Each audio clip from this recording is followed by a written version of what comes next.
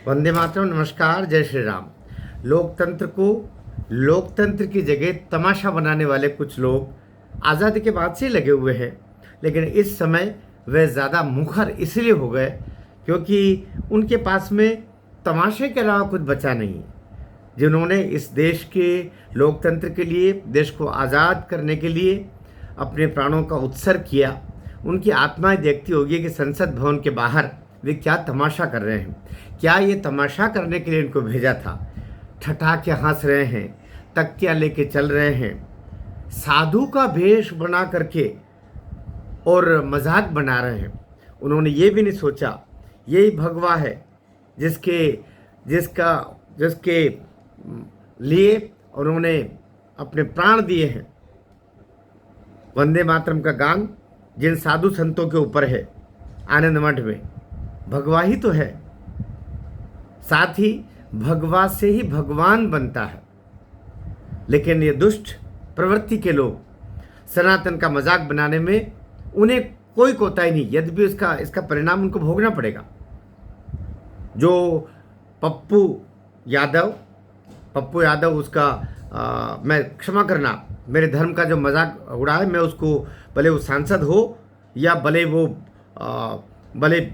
कितने तुर्रम बन चुका हो, लेकिन मैं उसके लिए अब कभी भी जीवन में कभी भी अच्छी शब्दावली का प्रयोग, सम्मानजनक शब्दावली का प्रयोग नहीं करूँगा।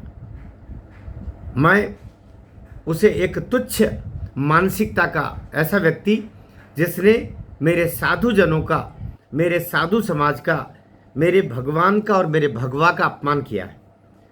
भगवा कपड़े पहन करके, और वो एक जैसे रावण आया था ना, रावण भी ऐसे ही कपड़े पहन के आया था और माता सीता भ्रमित हो गई थी।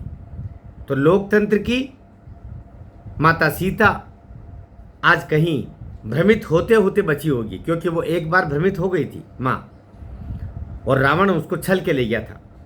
आज एक रावण पुनः आया था उसी लक्ष्मण रेखा के द्वार तक, जिसको संसद की परिधि हम बोल सकते हैं। लेकिन वहाँ पर उसको पहचाना, और अवधेश प्रसाद है ना, अयोध्या का जो तथाकथित सांसद है, दलित समाज का है और सामान्य सीट से जीता है, उसको ये भी समझ नहीं कि तुझे वोट देने वाले सामान्य जन भी थे और दलित भी थे, तो वे भी राम भक्त रहे थे, लेकिन वो भी उस तमाशे में शामिल हुआ, अवधेश प्रसाद और एक आध और समाजवादी पार्टी के। क्योंकि ये जो पप्पू यादव नाम का कीड़ा है, ये 1990 में कीड़ा पैदा हुआ।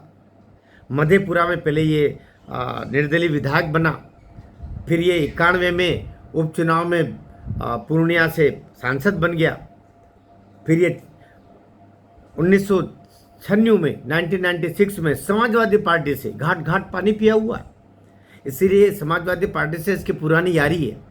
अभी ज़रूर अपनी जन अधिकार पार्टी को वो 2024 में कांग्रेस में विलय कर चुका है, लेकिन उसके रिश्ते वही हैं। इसलिए समाजवादी पार्टी अभी बिल्कुल बढ़ चढ़ कर उसका सहयोग कर रही थी। जब संसद भवन के सामने वो भगवा वेश में आकर के और लोटा लेकर के, एक पेटी लेकर के, और राम मंदिर चढ़ावे का चोरी को लेकर के जो उसने पूरा तमाशा पैदा किया, यही लोग थे। और बताया गया कि उसमें राहुल गांधी ने भी कुछ दान डाला। राहुल गांधी शर्म कर रहे, असली राम मंदिर तो दर्शन करने कभी गया नहीं राहुल। पप्पू, इसलिए कहते हैं पप्पू प्लस पप्पू स्क्वायर हो गए, 2 पप्पू मिल गए। अयोध्या में जाके राहुल गांधी और उसकी कांग्रेस के लोगों ने कभी भी शीश नहीं नवाया, दान की चवन ही नहीं दी, लेकिन यहाँ एक नकली साधु रावण भेष में लेके आया और उस पर दान देने के लिए भी दूसरा पप्पू पहुंच गया। एक पप्पू को दूसरा पप्पू दान देने पहुंच गया। ये 41 आपराधिक केस इस तथाकथित सांसद पर हैं, पप्पू यादव पर 41। इसको हत्या के जुर्म में, कम्युनिस्ट पार्टी के एक नेता की हत्या के जुर्म में इसको सजा हुई। फिर ये वहाँ से भी ऐसे लोग बरी भी होना जानते हैं, बरी भी हुआ है 2004 में, 2009 में इसको बाहर कर दिया था आरजेडी से, आरजेडी में भी रहा ये, 2004 में आरजेडी में इसको लिया, 2009 में फिर वो हत्या के मैं जेल में चला गया था, उसको बाहर किया, 2014 में फिर आरजेडी ने वापस ले लिया क्योंकि इसे एन के एन प्रकार ने उससे बरी हो लिया। 2015 से 24 जन अधिकार पार्टी खुद की बना ली और ये सांसद होता चला। 20 मार्च 24 को ये अपनी पार्टी का जन अधिकार पार्टी को कांग्रेस में विलय कर लिया। इसकी पत्नी राज्यसभा सदस्य कांग्रेस की तरफ से, अभी भी रंजीत रंजन, इसका भी असली नाम राजेश रंजन है। काय का रंजन, ये तो मनोरंजन है। इसलिए आज जो इसने तमाशा किया वो अक्षम्य है। रावण की याद दिला दी आज पप्पू यादव ने। आपको भी लगता है सचमुच सनातन का तमाशा करने वाले लोगों को क्षमा नहीं किया जाना चाहिए तो नीचे टिप्पणी अवश्य कीजिएगा, ये जिम्मेदारी आपकी भी बनती है। और चैनल पर नए हैं तो सब्सक्राइब करेंगे। मेरी हिम्मत पर आपकी शाबाशी का तो बनता है, मैं निवेदन करूँगा। भारत माता की जय।